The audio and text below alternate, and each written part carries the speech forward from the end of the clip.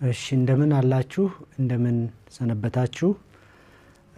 ባለፈው ትምርታችን ክፍል 1 የአተረጓጎም ሳይንስን በጋራ ተመልክተን ነበረ። የክፍል 1 የአተረጓጎም ሳይንስ ይዘት በመጽሐፍ ቅዱስ የስነ ጽሁፍ ባህሪ ላይ ዘውግ ላይ ያተኩራል ተባብለን ነበረ። እርሱን ወደ ኋላ ሄዳችሁ እንደገና በክለሳ መልክ መመልከት ትችላላችሁ። ዛሬ ደግሞ ክፍል 2ን እንመለከታለን። ክፍል 2 የአተረጓጎም ሳይንስ ታሪካዊ የሆነ እድገቱ ላይ የሚያተኩር ነው። የአተረጓጎም ሳይንስ ታሪካዊ እድገት ልትሉት ትችላላችሁ ወይንም አጠቃላይ አተረጓጎም ሳይንስ ይሉታል። ጀነራል ሄርሜኔቲክስ ይሉታል። አንዳንድ ጊዜ ደግሞ ሂስቶሪካል ዴቨሎፕመንት ኦፍ ዘ ሳይንስ ኦፍ ሄርሜኔቲክስ ይሉታል።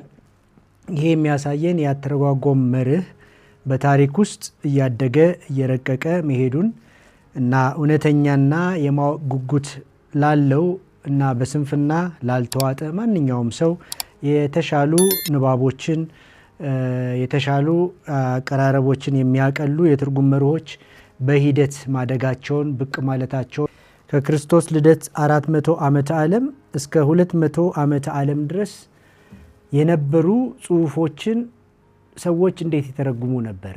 እንዴት ይረዱ ነበረ?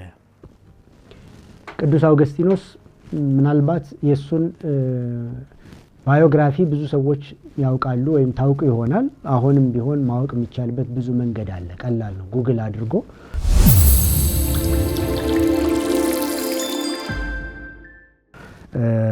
ታሪኩን እና የነገረ መለኮት የትርጉም እሳቤው ምን ይመስላል የሚለውን ነገር መፈለግ መፈተሽ ይቻላል።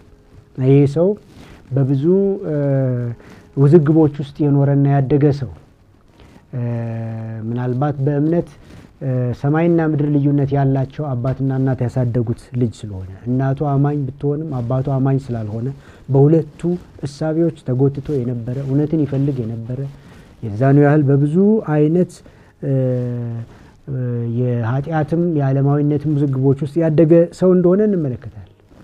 ክርስቶስ ኢየሱስን እንደ ግል አዳኙ ከተቀበለ በኋላ በ30 ዓመቱ ይህ አውገስቲኖስ የተባለ ሰው የነበረው ልምድ ሁሉ ለትርጉም በጣም እንደጠቀመው እንመለከታለን። የሚያስደንቅ አይነት ፍቺ ሊሰጥ የሚችል ሰው ሆኖ ተገኝቷል። አፈታት ሊሰጥ የሚችል ሰው ሆኖ ተገኝቷል። እና ይሄ ሰው እንደዚህ ብሏል። እንደው ባጭሩ ባስቀምጠው የአንጾኪያው የትርጉም መስመር ሙሉ በሙሉ የሚጣል ሙሉ በሙሉም የሚንጠለጠል ጉዳይ መሆን የለበትም። የአሌክዛንደሪያውም የትርጉም መስመር ሙሉ በሙሉ ሊጣል ሙሉ በሙሉ ሊንጠለጠል የሚገባው አይደለም። የአንጾኪያው የትርጉም መስመር ረጂ እስከሆነ ድረስ እንጠቀምበታለን። እስካልረዳን ድረስ ደግሞ ወደ አሌጎሪካል ወደ ሆነው ወደ ግብፁ አይነት ትርጉም እንሄዳለን። ከሁለቱም መጠቀም የምንችልበት አማራጮችን መከተል አለብን። መካከለኛ የሆነ አማራጭ ያስፈልጋል ብሎ የተናገረ ሰው ነው። እና ይሄ ሰው መጽሐፍ ቅዱስን በተመለከተ ከመጽሐፍ ቅዱስ ጋር ላለን ቅርበት እና ከመጽሐፍ ቅዱስ ለምናገኘው እውነት ቅርብ እንድንሆን አንደኛ ማንኛውም ሰው በእምነት ይቅረብ የሚል ምክር አለው። come to the bible in faith ብሎ ነው የመከረው። ስለዚህ ከእምነት ውጪ ብንመጣ መጽሐፍ ቅዱስን ልንረዳው አንችልም። የመጀመሪያ የትርጉምም የመረዳትም ሚስጥር ያለው በእምነት ወደ ቃሉ በመቅረብ አቅጣጫ ነው ብሎ ተናግሯል። ይሄ መጀመሪያው ምክር ነው። ሁለተኛው በምትተረጉሚበት ጊዜ ማንኛውም ሰው ለግሉም ቢተረጉም ለግል መተርጎም ምናልባት በአንዳንድ ቤተ እምነቶች ላይፈቀድ ይችላል፣ ሊከለከልም ይችላል። ትርጉም የቤተ ክርስቲያን ስልጣን ነው የሚሉ ታላላቅ ቤተ እምነቶች በዓለም ላይ አሉ፣ የክርስቲያን ቤተ እምነቶች። እሱ እንደተጠበቀ ሆኖ ግን ቃሉን የሚያነቡ ሰዎች፣ ከቃሉ ትርጉም ማግኘት የሚፈልጉ ሰዎች፣ ወደ ቃሉ በእምነት የሚቀርቡ ሰዎች በሚተረጉሙበት ጊዜ የሚጫወቱበት ሜዳ የትርጉም ስርዓቱ በቤተ ክርስቲያን ወግ የተደነገገ ስለመሆኑ እርግጠኞች ይሁኑ ይላል። stay within the regular feeder ብሎ ይናገራል። ቤተ ክርስቲያን በሂደት የደነገገቻቸው መረዳቶች አሉ፣ መጫወቻ ሜዳዎች አሉ፣ መስመሮች አሉ። የአንዳንድ ተርጓሚ በእርግጥም ችግር ዘንድሮ የምንመለከተው ምንም አይነት ፍሬም የለውም። የትኛው ሜዳ ላይ ኳስ እንደሚጫወት አይታወቅም። ኳስ ሜዳ ሲባል የራሱ የሆነ ህግ አለው፣ የራሱ የሆነ መስመር አለው፣ የራሱ የሆነ መመሪያ አለው፣ የራሱ የሆነ ፌርነስ አለው። ስለዚህ በዚህ ህግ መሰረት ኳስ መጫወት አንድ ጉዳይ ነው። ከዛ ውጭ ደግሞ መጫወት ሌላ ጉዳይ ነው። ዳኛም ከልካይም በሌለበት መዋቅርም በሌለበት ዝም ብሎ አይነት ግልቢያ የሚመስል ትርጉሞችም እዚህ መዛም እንመለከታለን። አውገስቲኖስ የዚህ ፍርሃት ስለነበረበትም ሊሆን ይችላል stay within the regular fida ብሎ የተናገረው። በቤተ ክርስቲያን የትርጉም ስርዓት ውስጥ ሆነ መረዳትን ቸል እንዳትል የሚል ትርጉም ሰጥቷል፣ የሚል መመሪያ ሰጥቷል።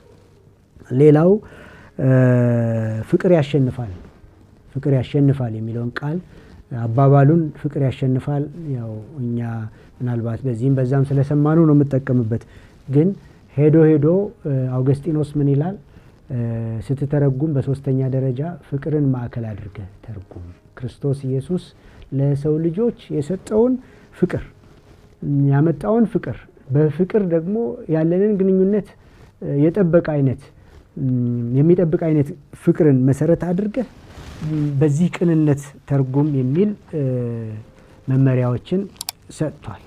በዚህ ውስጥ ያው ዞሮ ዞሮ እነዚህ ብቻ አይደሉም። የአውገስቲኖስ እሳቤዎች ከዚያ ከተማረባቸው የሮም ዩኒቨርሲቲዎችም የተቀዱ ናቸው። ሪቶሪክስ የሚባል የስነ ቋንቋ ዝርዝር እንዴት እንደምንረዳ የሚያሳዩ ነገሮችንም ሁሉ መሰረት አድርጎ እንዲተረጎም መመሪያ የሰጠ ሰው ነው። ከሱ በኋላ ትርጉም ብዙም ሳይቀየር ረጅም ዘመናት ወይንም ብዙ መቶ ዓመታት ቆይቷል። ምናልባት ከአራተኛው መቶ ክፍለ ዘመን በኋላ ለውጥ ሳይኖር እስከ አምስተኛው እስከ ስድስተኛው እስከ ሰባተኛው እስከ ስምንተኛው እስከ ዘጠነኛው መቶ ክፍለ ዘመን ሞር ኦር ለስ ቤተክርስቲያን በዚህ መስመር ውስጥ ቆይታለች። ብዙም ነውጥ ስላልነበረ፣ ብዙም እንቅስቃሴ ስላልነበረ፣ ብዙም አዲስ ነገር ብቅ ስላላለ ቤተክርስቲያን ደንዝዛ ነበርም ይባላል፣ ተኝታ ነበርም ይባላል፣ ጨለማ ውስጥ ነበረችም የሚሉ ሰዎች አሉ። እንግዲህ ምናልባት እንደዚህ አይነት መግለጫዎች ይወክላሉ አይወክሉም ሌላ ጉዳይ ነው እንተውና፣ ግን 10ኛው 11ኛው 12ኛው 13ኛው መቶ ክፍለ ዘመን ድህረ ክርስቶስ ሰዎች በጣም አይምሯቸውን መጠቀም እንደገና የጀመሩበት፣ በተለይ ሰዎች ትኩረት ሆነው ብቅ ያሉበት ዘመን ነው። በዚህ ውስጥ ጎልተው ከሚወጡ ሰዎች አንዱ ቅዱስ አኩይናስ ነው። ሁለተኛው ደግሞ ቅዱስ አቤላርድ ይባላል። ሶስተኛው ደግሞ ቅዱስ አንሰልም ይባላል። ሌሎችም አሉ፣ ግን እነዚህ ጎልተው የወጡ ናቸው። ከነዚህ ውስጥ ቅዱስ አኩይናስ ያው ቅድም ከጠቀስኳቸው ባልንጀሮቹ ጋር በ12ኛው 13ኛው ክፍለ ዘመን በነበረው ዑደት ውስጥ የነሱ የትርጉም አማራጭ በነባር የትርጉም መስመሮች ላይ የተጨመሩ አዲስ ገጽታዎች ሆነው ብቅ ብለዋል። የተሻሉ እይታዎች ሆነው ብቅ ብለዋል።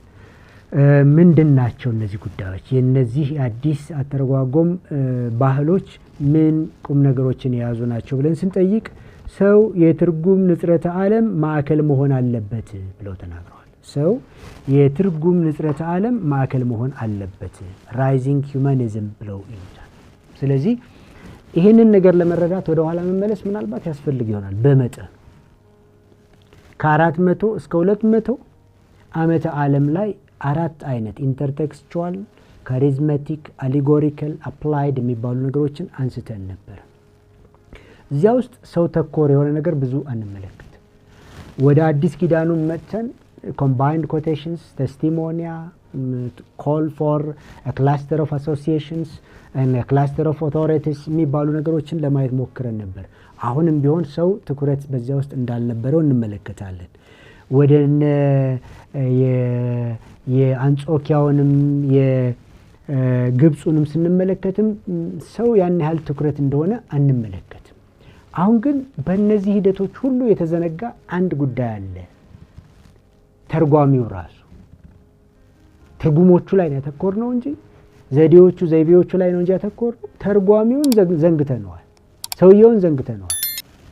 ቤተክርስቲያን በዓለም ላይ ባሉ አዳዲስ ዕውቀቶች ሁሉ ላይ የበላይነት ነበራት።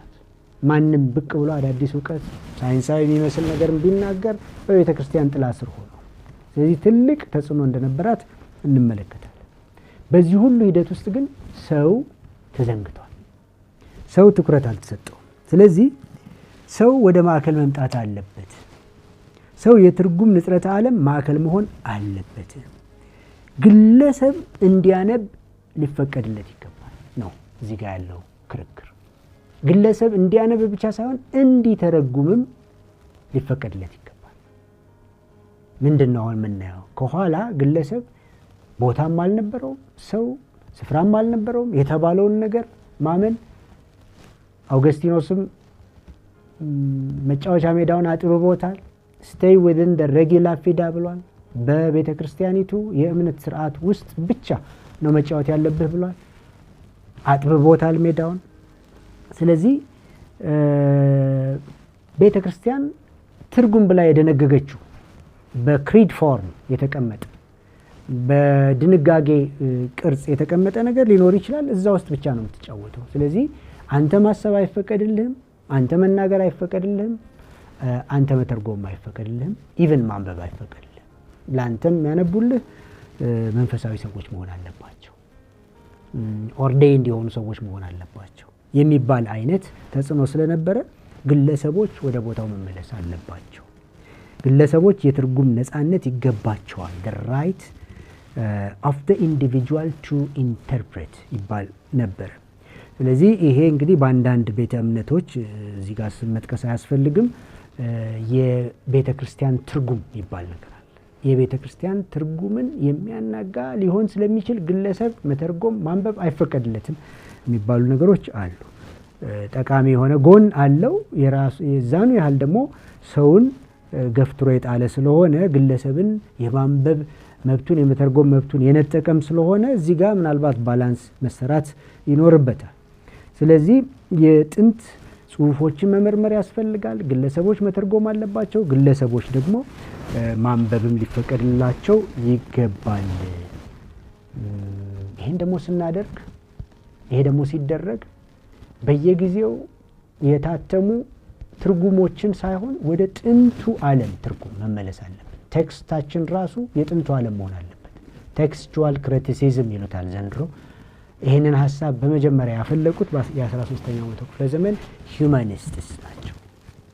ስለዚህ የመጀመሪያውን ያልተበረዘውን ያልተበላሸውን ትክክለኛ የሆነ የራሱን የሆነ አቀማመጥ ይዞ ያለውን እንደምንም ወደ ኋላ ሄዶ ፈትሾ ከዚያ ትርጉም ማውጣት። ቼክ ፎር ዘ ኦሪጂናል ላንጉዌጅ፣ ቼክ ፎር ዘ ኳሊቲ ታይፕ ቴክስት።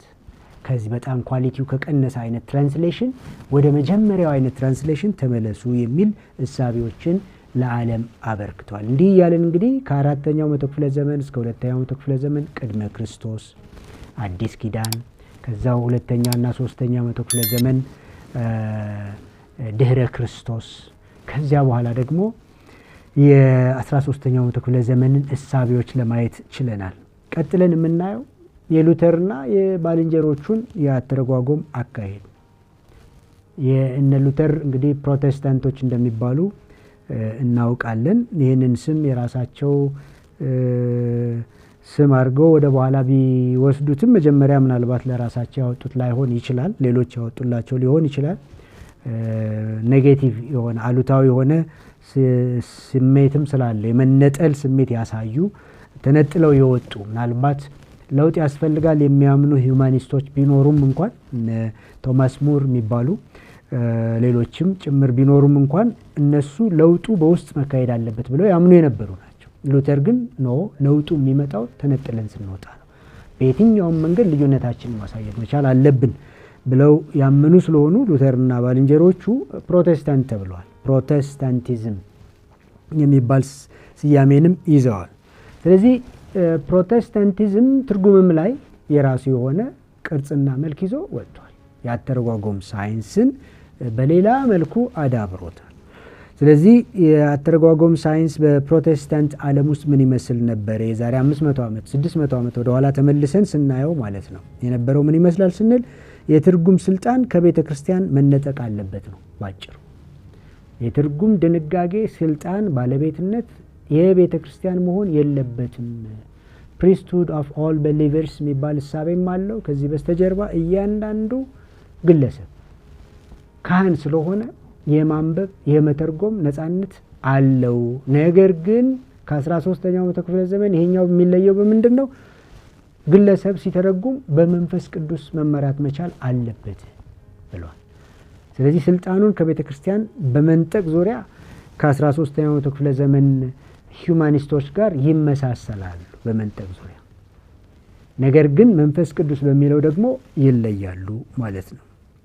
ሌላ ቃሉ ብቻ፣ እምነት ብቻ፣ ጸጋ ብቻ፣ ክርስቶስ ብቻ፣ ክብር ለእግዚአብሔር ብቻ የሚባሉ 3 እስከ 5 የሚሆኑ ብቻዎችም አሏቸው። እነዚህም የትርጉም ማጠንጠኛዎች ናቸው።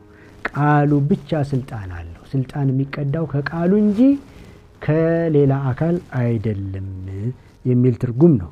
ክርስቶስ ኢየሱስ የአዲስ ኪዳኑ ማዕከል ነው እንጂ ከዚህ ውጪ ያለ የቤተ ክርስቲያን ወግ፣ የቤተ ክርስቲያን ሜዳ መጫወቻ ምናምን የሚባሉ ነገሮች ሴንተር መሆን የለባቸውም። ክርስቶስ ብቻ፣ ጸጋ ብቻ፣ እምነት ብቻ፣ እነዚህም የትርጉም ማዕከሎች ሆነው መምጣት አለባቸው። ግለሰቦች መተርጎም አለባቸው። ሲተረጉሙ ደግሞ በመንፈስ ቅዱስ ምሪት መሆን መቻል አለበት የሚል ነገሮችን ተናግረዋል። ከዚህ በኋላ ያለ ምናልባት ወደ መጨረሻ የሚያንደረድረን የተሐድሶአውያን የትርጉም መንገዶች ናቸው። ያው ከሉተር ቀጥሎ የመጡ ወይም ከሉተር ጋርም ተያይዘው ያሉ ግን በአማርኛው እንግዲህ ተሐድሶአውያን ብየዋለሁኝ። ተሐድሶአውያን ስንል ሪፎርመርስ ለማለት ያህል ነው። ምናልባት በሌሎች አውዶች ሌላ ትርጉም ሊኖረው ይችላል። ግን በዚህ አውድ ምን እያልን ያለ ነው? ሪፎርመርስን እየጠቀስን ያለ ነው። ከሉተር ቀጥሎ ከሉተርም ጋር ተያያዥነት ያላቸው ቀጥሎ የመጡትን ማለት ነው። እዚህ ላይ ምናልባት እነ ካልቪን፣ እነ ዝዊንግሊ፣ እነ ቢዛ፣ እነ ዌስሊ ሌሎችም ሊጠቀሱ ይችላሉ። በዚህ አይነት ሁኔታ እስካሁን እንደመጣ ነው። እዚህ ጋር ትንሽ አዲስ ነገር የመጣው ምንድነው? ከነገረ መለኮታዊ እሳቤ ወደ ቃሉ የመምጣት ከቲዮሎጂ ወደ ቴክስት የመምጣት አካሄዶች በብዛት ይታያሉ። የሪፎርምድ ኤፒስቲሞሎጂ ፍሬምወርክ ከነገረ መለኮት ወደ ቴክስት የመምጣት አይነት ነገር ነው። ነገረ መለኮቱ በደንብ ሪፋይንድ ይሆናል፣ ግን ለሱ ድጋፍ ወደ መጽሐፍ ይመጣል። እንደ ፕሩፍ ቴክስቲንግ አይነት ነገሮች ጥቅም ላይ ሲውሉ እንመለከታለን። ብዙ የሪፎርምድ ኤፒስቲሞሎጂን የሚያንጸባርቁ መጽሐፍቶችን ወስዳችሁ ማንበብ ትችላላችሁ። ኢንስቲትዩትስ ኦፍ ክርስቲያን ሪሊጅን የሚል አሁን የካልቪን መጽሐፍ ማንበብ ትችላላችሁ። ቱሊፕ የምትል አንድ ትንሽ መጽሐፍ ማለት ሌሎችም መጠቀስ ይችላሉ። ዋርፊርድ የጻፏቸውን ማየት ትችላላችሁ። ሁኔታዎች የፈጠሯቸው ነገረ መለኮታዊ እሳቤዎች፣ ሂደት የወለዳቸው መልኮች መሰረት ይደረጉና መጽሐፍ ቅዱሳዊ ድጋፍ ይፈለግላቸዋል። ስለዚህ from the theology to the text or into the text አይነት አካሄድ እንደነበረው እንመለከታለን። ጥቅሶች ለስነ መለኮት እንደ ምስክር ይጠቀሳሉ። ፕሩፍ ቴክስቲንግ የሚባሉ አይነት ነገሮች እየተለመዱ መጥቷል። አልፎ አልፎም ያላውዳቸው ተገንጥለው ጥቅሶች ድጋፍ የሚሆኑበት አካሄዶች በእነዚህ ጽሁፎች ውስጥ በብዛት ይታያሉ። ጠንካራ ስነ መለኮቶች የተወለዱበት ጊዜ ነው። ሆኖ መጽሐፍ ቅዱሳዊ አጠቃቀማቸው ደግሞ እንደ ድጋፍ እንጂ እንደ ዋና መነሻ እንዳልነበረ በአብዛኛው ማለት ይቻላል። ከዚህ ቀጥሎ የመጣው ያው ዘመነ አብርሆት የሚባለው ነው፣ ወይም ኢንላይትንመንት ኤጅ የሚባለው ነው። የዘመነ አብርሆት የትርጉም አማራጮች በጣም ብዙ ናቸው። አንዳንዶች ኦልድ ሜተድስ ናቸው፣ እዚህ ላይ ምንም ጊዜ ማጥፋት አያስፈልገንም ይላሉ። ግን ያው የትርጉም ሂደት አድጎ እዚህ ደረጃ ላይ መጥቷል። ምንም ታሪክን መካድ አንችልም። አንዱ በአንዱ ላይ ተገንብቷል። ስለዚህ እነዚህ ነገሮች ሁሉ ውስጥ ያሉ በጎ ነገሮችን መልቀምና መጠቀም የግድ ይሆናል ማለት ነው። አንዱን ብቻ አንጠልጥሎ ሌላውን ጥሎ መሄድ የትርጉም አማራጭ አይሆንም። ምናልባት አሁን ያለንበት የናሬቲቭ አይነት አተረጓጎም ወይም ቴክስቱ ላይ መሰረት አድርጎ ግን ቴክስቱ ያለውን ትስስር በሙሉ በደንብ ኤክስፕሎር በማድረግ እንደ ሜታ ናሬቲቭ አፕሮችስ በጣም የተሻለ ኮንሰርቬቲቭ ነው፣ ጤናማ ያደርገናል ምናምን የሚባሉ ነገሮች አሉ። ትክክል ነው፣ የራሱ ጥቅም አለው። ብቻውን ግን ጠቃሚ አይደለም። ከጽሁፉ ጀርባ ማን አለ፣ እንደገና ጽሁፉ ምን ይላል፣ ከጽሁፉ ፊት ደግሞ ማን ቆሟል ምናምን፣ ቢሃይንድ ዘ ቴክስት፣ ኦን ዘ ቴክስት፣ ቢፎር ዘ ቴክስት ምናምን የሚባሉ ከናሬቲቭ ጋር የተያያዙ ናሬቲቭ ላይ ብቻ ፎከስ የሚያደርጉ አሉ። ግን የዘመነ አብርሆት ያበረከተልን በጣም ዝርዝር ያተረጓጎም አካሄዶች አሉ። አንዱ ቅድም ያልነው የጥንት ጽሁፎች በደንብ መመርመር አለባቸው የሚል አካሄድ ነው። የጥንት ጽሁፎች ትራንስሌሽን ላይ በጣም ጥንቃቄ መደረግ አለበት። ቢቻል ወደ መጀመሪያዎቹ ጽሁፎች ተመልሶ ቼክ ማድረግ ይቻላል አይቻልም ሌላ ጉዳይ ሆኖ ማለት ነው። ይሄ ቴክስቹዋል ክሪቲሲዝም ይባላል። እነዚህ ዝርዝሮች ሲመጡ በእርግጥ እዚህ ላይ ትልቅ ሚና የተጫወቱ ሁለት ሰዎችን መርሳት የለብንም። አንዱ ዲካርት የተባለ ሰው ነው። ዲካርት አይ ቲንክ therefore I am ያለው ፈረንሳዊ ፈላስፋ ነው። ምናልባት የኢንላይትመንት ኤጅ ከመወለዱ ከ250 ዓመት በፊት የነበረ በ16ኛው ክፍለ ዘመን ብቅ ያለ ሰው ነው። ሁሉን ነገር የተጠራጠረ ነገር ግን ተጠራጣሪ መሆኑን መካድ ያልቻለ ሰው። በቃ አስባለሁ አሁንም ድረስ ልክደው ያልቻልኩት ነገር የማስብ ፍጡር መሆኔን ነው። ስለዚህ ትርጉምም ሆነ እይታ ሪያሊቲ ኢንተርፕሪቴሽን የተባሉ ነገሮች በሙሉ ከማሰብ ጋር መያያዝ ከሪዝን ጋር መያያዝ አለባቸው ብሎ የተናገረ ሰው። ይሄ ለዘመነ አብርሆት መወለድ መሰረት ጥሏል የሚባል ዘር ዘርቷል የሚባል ሰው ነው። ከዛ ውጪ መጠቀስ ያለበት ሰው ጆሐንስ ፖል ጋብለር የሚባል ሰው ነው። ጆሐንስ ፖል ጋብለር የተባለው ሰው ደግሞ ዶግማቲክ ቲዮሎጂ has nothing to do with biblical theology ብሎ የተናገረ ሰው ነው። ይሄ ቤተክርስቲያን አስቀመጠችው የሚባሉ ወጎች በሙሉ መጽሐፍ ቅዱሳዊ አይደሉም ብሎ የሞገተና አዲስ የሆነ ፓራዳይም እንዲወለድ ምክንያት የሆነ ሰው ነው። እነዚህ ሁለት ሰዎች መጠቅስበት ዋናው ምክንያት ክሪቲሲዝም የሚባለው አይነት ነገር ክሪቲካሊ ነገሮችን ማየት ኔጌቲቭሊ ብቻ መሆን የለበትም፣ ግን ነገሮችን ክሪቲካሊ የማየት ራሽናሊ የመተንተን እና መሰረታዊ የማድረግ ፋውንዴሽናል የማድረግ አካሄዶች የግድ ያስፈልጋሉ የተባለበት ሁኔታ ነው። ስለዚህ ቴክስቹዋል ክሪቲሲዝም አንዱ ነው። ራሱ ቴክስቶችን መመርመር በተለይ ኳሊቲ ቴክስትስ ኦሪጂናል ቴክስትስ ላይ መሄድ ያስፈልጋል። የስነ ጽሁፍ ባህሪው ላይ በጣም ትኩረት ሰጥቶ መተርጎም ያስፈልጋል። ሊተራሪ ክሪቲሲዝም ይሉታል። መዋቅሩን ማየት ያስፈልጋል። ሲነበብ አንድ ጥቅስ ላይ መንጠልጠል፣ አንድ ፓራግራፍ ወይንም አንቀጽ ላይ መንጠልጠል ኢሬስፖንሲብል የሆነ ትርጉም ነው፣ አተረጓጎም ነው። በጣም ኃላፊነት የጎደለው አካሄድ ነው። ወደ ላይ በደንብ ማንበብ ያስፈልጋል፣ ወደ ታች ወደ ጎን። ሶ ሪዲንግ ቨርቲካሊ ሪዲንግ ሆሪዞንታሊ ማቴዎስ ማርቆስ ሉቃስ ቢጠና ትሪያንጉላር የሆነ ሪዲንግ ያስፈልጋል። እነዚህ ነገሮች በሙሉ ይሄ ሁሉ ባጭሩ ስትራክቸራሊዝም ይሉታል። መዋቅሩን በደንብ በመፈተሽ ማንበብ ፕላስ ደግሞ የሚቻል ቢሆን የተጻፉ ጽሁፎች የተናገረውን ሰው ያደረገውን ሰው የታሪኩን ባለቤት ድራማው ትወናው ውስጥ የነበሩትን ሰዎች ድምጾች አልያዘልንም፣ ገጽታቸውን አልያዘልንም፣ የሰውነት እንቅስቃሴያቸውን አልያዘልንም። በአጠቃላይ ያለውን በአካባቢው የነበረውን የሰውን ነባራዊ የህይወት ሁኔታ አልያዘልንም፣ አላካተተም። ብዙ ነገሮችን ኢግኖር አድርገው ፊደሉን ያስቀምጡልን። ስለዚህ በዚያ ጊዜ የነበረውን ጀስቸር የነበረውን ሁኔታ ቶን የመሳሰሉ ጉዳዮችን ሜዳውን መሬቱን ምኑን መፈተሽም ያስፈልጋል። ፎርሙን ማወቅ ያስፈልጋል። ኦራል ፎርሙን ያስፈልጋል። ጽሁፍ ነው። ከጽሁፉ በስተጀርባ ያለው ኦራል ፎርሙ ምን ይመስላል? ሴት ልበን ይሉታል። ላይፍ ሴቲንግ ሚል አይነት ትርጉም ይሰጡታል። የነበረውን የህይወት ዘይቤ የነበረውን ነባራዊ ሁኔታ መፈተሽ ወደ ጽሁፍ ሳይቀየር ንግርቱ ራሱ የተናገረውም ሰው የነበረውም ሁኔታ ምን ይመስል ነበር የሚል ፍተሻ ያለበት አካሄድ ፎርም ክሪቲሲዝም ይሉታል። ሌላው ጸሐፊዎች በሙሉ በሚጽፉበት ጊዜ ከታሪክ ዘጋቢነት ይልቅ ዓላማና ነገረ መለኮት ትምህርትና መልእክት ይዘው ነው ጽሁፋቸውን ፋሽን የሚያደርጉት። ምንድነው ያልኩት? ዓላማና ነገረ መለኮት እና መልእክት ይዘው ነው ጽሁፋቸውን ፋሽን ያደረጉት። ስለዚህ ማርቆስ ጽሁፉን በሚጽፍበት ጊዜ ማቴዎስ ከያዘው ዓላማ ወጣ ባለ መንገድ ይሄን ዓላማም ሰዎች ቢረዱ ጥሩ ነው፣ ክርስቶስ ይሄንንም አስተምሯል ብሎ የሚመርጠው ነገር ሊኖረው ይችላል። ስለዚህ በጸሐፊው ውስጥ ያለውን ዓላማ ያለውን ኦብጀክቲቭ ያለውን መልእክት ስንፈትሽ ሪዳክሽን ክሪቲሲዝም እንለዋለን። ሪዳክሽን ክሪቲሲዝም ይባላል። እነዚህ ነገሮች በሙሉ ሎወር ክሪቲሲዝምስ ይባላሉ። እስካሁን የዘረዘርኳቸው ቴክስቹዋል ክሪቲሲዝም፣ ሊተራሪ ክሪቲሲዝም፣ ስትራክቸራሊዝም፣ ፎርም ክሪቲሲዝም፣ ሪዳክሽን ክሪቲሲዝም የሚባሉ ጉዳዮች በአንድ ላይ ሲጨመቁ ሎወር ክሪቲሲዝም ይባላል። ሎወር የተባሉበት ዋናው ምክንያት እነዚህ ጉዳዮች ሁሉ ከጽሁፉ ጋር ቀጥተኛ ግንኙነት ስላላቸው ነው። ግን እነዚህ ተደምረው የሚፈጥሩት አይነት አዲስ እይታ አለ። ምናልባት አንድ ሰው ካለው ምናቡ ውስጥ ከተቀመጠው ቅርጽ እንዲወጣ የሚያስገድደው አዲስ ቅርጽ እንዲፈጥር የሚያደርገው ነገር አለ። ዲኮንስትራክሽን የሚሉት ነገር ወይንም ሪኮንስትራክሽን የምንለው ነገር ወይንም ሪደርስ ሪስፖንስ ቲዮሪ የምንለው ነገር ማለት ነገሩ ዛሬ ስናነበው ቴክስቱ ላይ ስናየውና ቅድም ያልናቸውን ቱሎች በሙሉ ተጠቅመን ስንተረጉም የሚመጣልን ስዕል ሊለያዩ ይችላሉ።